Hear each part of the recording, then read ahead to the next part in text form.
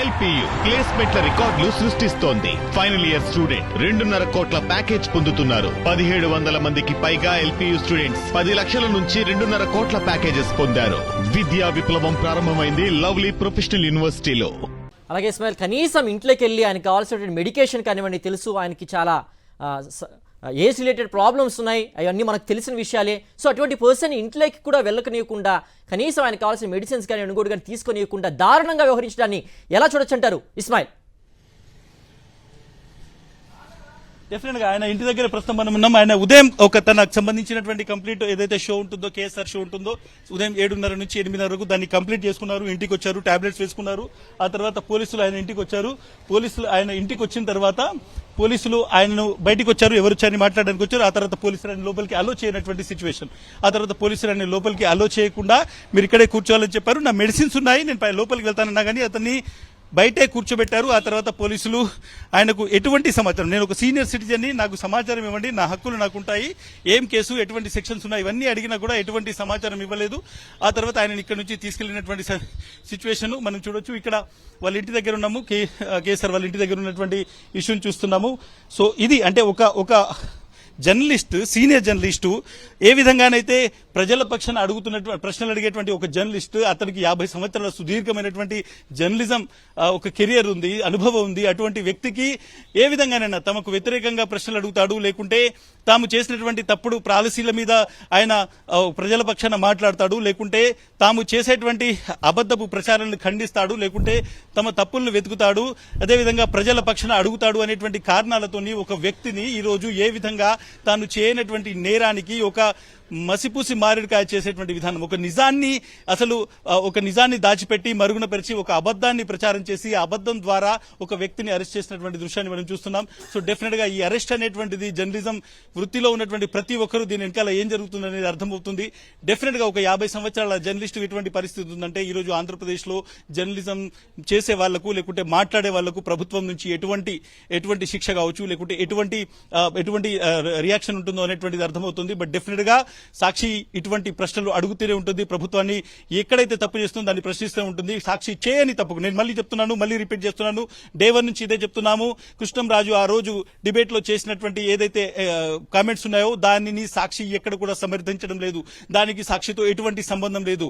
ఒక డిబేట్ కి వివిధ రకాలమైనటువంటి బ్యాక్గ్రౌండ్స్ లో ఉన్నటువంటి వ్యక్తి వస్తారు, ఆయన ఒక సీనియర్ జర్నలిస్ట్ గా మనం ఆ రోజు ఆహ్వానించడం జరిగింది. అతను చేసినటువంటి కామెంట్స్ అది పూర్తిగా దాన్ని మనం ఎక్కడ కూడా సాక్షికి సంబంధం లేదు అని చాలా క్లియర్ గా స్క్రోలింగ్ ఇచ్చాము, వార్త వేశాము. అదే విషయం ఆయన కూడా చెప్పారు.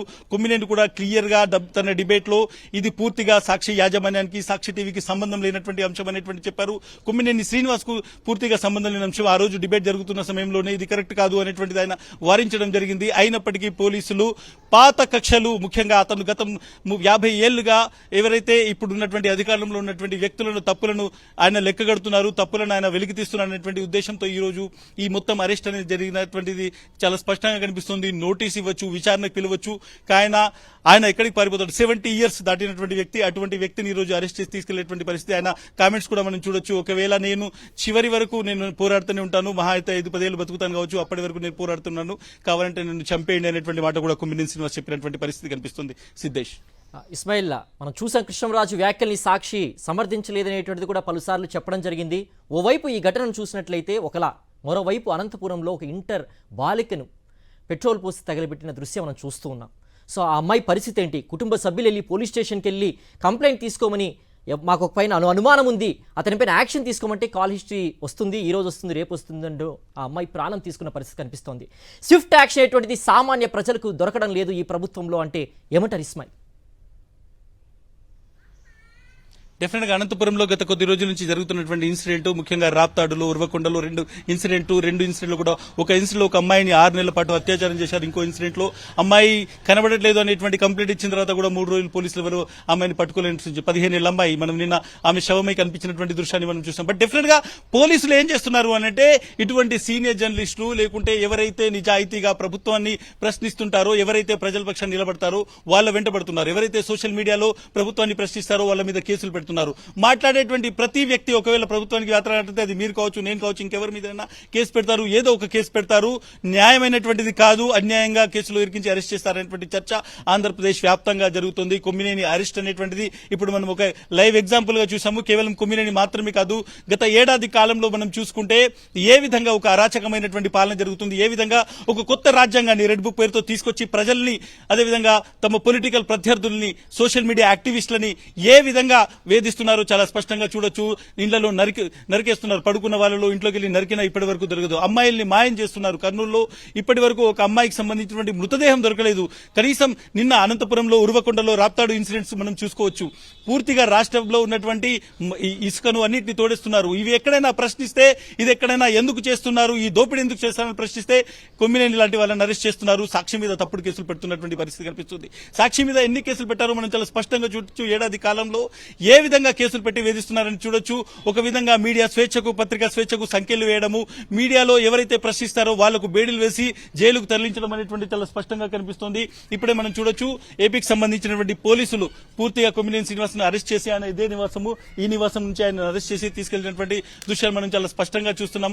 ఆయన 70 ఏళ్ల వయసు ఉన్నటువంటి ఒక సీనియర్ సిటిజన్. ఆయనకు ఇవ్వాల్సినటువంటి ప్రొటెక్షన్, కనీసం ఆయనకు సంబంధించి ఆయనకు మెడిసిన్స్ ఇవ్వాలి, ఆయనకు ఏ నోటీస్ ఇస్తున్నారు, ఎందుకు ఇస్తున్నారు, విచారణకు రావాలా, ఎప్పుడు రావాలి, ఏదీ లేదు. కేసుకు సంబంధించినటువంటి డీటెయిల్స్ కూడా లేవు.